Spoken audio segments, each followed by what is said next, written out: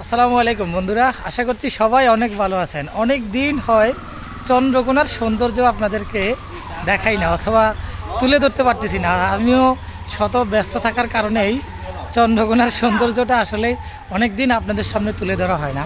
তো আজকে ছোট্ট একটি ব্লগ নিয়ে আসছি। দেখতে পাচ্ছেন সাগর ভাই আছে এইদিকে আছে সাইফুল ভাই। ওনারা আম পারবে। আর আকাশের অবস্থা দেখুন, হয়তোবা এক্ষুনি মেঘ নামবে অজস্র জোরে। তো ভাবলাম আপনাদেরকে এই দৃশ্যটা দেখাই, অনেক দিন হয় চন্দ্রকোনা দেখানো হয় না। দেখুন সাগর ভাই আম পাড়তেছে, সাথে সাইফুল ভাই আছে। তো আসলে খুবই সুন্দর একটি মুহূর্ত এই দেখুন। আসলে চন্দ্রকোনার সৌন্দর্য অনেক রকম হয়, যার কোনো শেষ নেই। তো এই হচ্ছে অবস্থা।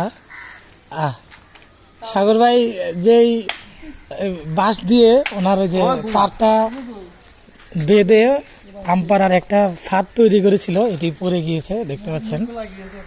তো এটি আবার ঠিক করা হচ্ছে। তো আমি এখন আছি চৌরাস্তার মোড়ে, দেখতে পাচ্ছেন আমাদের মনা মেম্বার। আসসালামু আলাইকুম। খুবই পুরাতন একজন মানুষ চন্দ্রকোনার, এই তো আলহামদুলিল্লাহ। আর এদিকে সাগর ভাইয়ের দোকান, আর এই হচ্ছে সিনেমা হল, ওই যে দূরে দেখা যায়, এটি হচ্ছে সিনেমা হলের সেই চেনা রাস্তাটি, আমাদের সবার প্রিয়। এই রাস্তায় কত হেঁটেছে মানুষ। আর আকাশের অবস্থা দেখুন, বৃষ্টি নামার সম্ভাবনা আছে। আমরা ক্যাচ ধরেছিল, আমি দেখতে পারি নাই, আবার দেখি আপনাদেরকে দেখানোর চেষ্টা করি। সাগর ভাই আমরা যখন পারবেন সাইফুল ভাই ক্যাচ ধরবেন। হ্যাঁ দেখুন এই যে আম, হ্যাঁ ধরছে ধরছে ধরছে। অবশেষে সাইফুল ভাই সফল আমটি ধরতে। তো আসলে এই হচ্ছে চন্দ্রকোনার অবস্থা বর্তমানে। আমরা আছি কোনোরকম চলতেছে আমাদের অবস্থা আর কি, আগের মতো আর নেই। একটা সময় চৌরাস্তার মোড়ে কত মানুষ থাকতো, কত মানুষ ছিল, আর কত আম এখন গাছে গাছে। একটা সময় আম নিয়ে কত ঝামেলা হইতো মানুষ। ছোট ছোট বাচ্চারা যখন রাস্তার ধার দিয়ে যেত তখন তারা গাছে ইট পাটকেল ছুটতো।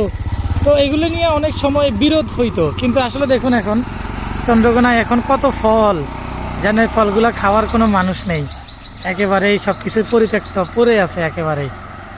কার গাছ কে খাচ্ছে কে নিবে একমাত্র আল্লাহই বোঝে। তো এ হচ্ছে অবস্থা। ভাবলাম অনেকদিন ভিডিও করি না, আপনাদেরকে একটা ভিডিও দেখাই। তো ইনশাল্লাহ দোয়া করবেন সবাই, আর চন্দ্রকোনার জন্য দোয়া করবেন, যেন চন্দ্রকোনার এমন সৌন্দর্য যেন ফিরে আসে, যেন চন্দ্রকোনার মানুষ আবার সবাই সুখে শান্তিতে থাকতে পারে। তো সবাই দোয়া করবেন চন্দ্রকোনার জন্য, সবাই দোয়া করবেন KPM-এর জন্য। আর আমাদের সবচেয়ে পুরান একজন মানুষ আলী ভাই, চন্দ্রকোনার পুরাতন মানুষ, ডিউটিতে যাচ্ছে। ঠিক আছে সবাই বন্ধুরা ভালো থাকবেন, সুস্থ থাকবেন। আসসালামু আলাইকুম।